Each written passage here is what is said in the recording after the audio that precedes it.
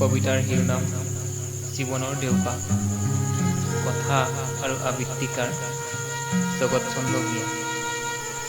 লহপহকৈ ফুলি থকা প্ৰকৃতিৰ নানা ৰঙী ফুলবোৰৰ মনোমোহা ৰূপ দেখি উজনিমুৱা ৰঙা নীলা পখিলা জাকেও যেন থমকি ৰ'ব খোজে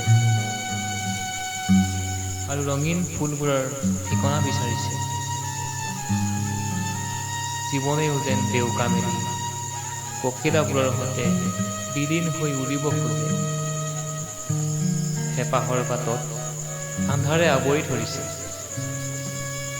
আনফালে জীৱনেও যেন আশাৰ চাকিগছি লৈ হেঁপাহৰ বাটত পোহৰ বিলাইছে।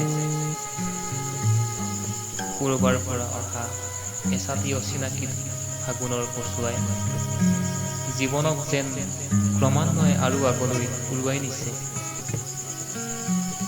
কেতিয়াবা ৰাতি আন্ধাৰৰ সেই জোনাকীবোৰে মোৰ যেন টোপনি কাঢ়ি নিব খোজে আৰু ৰঙীন সপোনবোৰেও আহি বৰকৈ আমনি কৰে। কেতিয়াবা প্ৰচণ্ড ধুমুহা বৰষুণত জীৱন নদীৰ পাৰ ভাঙিব খোজে। মনৰ গৰাও যেন দহি খহি মাছ সাগৰলৈ উটুৱাই নিছে। তথাপিও যেন সকলো বাধা নেওচি জীৱন যুদ্ধত সাহসৰ অস্ত্ৰেৰে সকলোকে পৰাস্ত কৰিছে।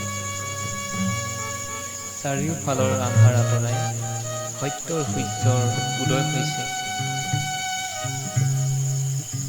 চাৰিওফালে পোহৰ বিয়পি পৰিছে আৰু জীৱনেও যেন ডেউকা মেলি সেই পোহৰৰ দেশখনলৈ যাব ধৰিছে।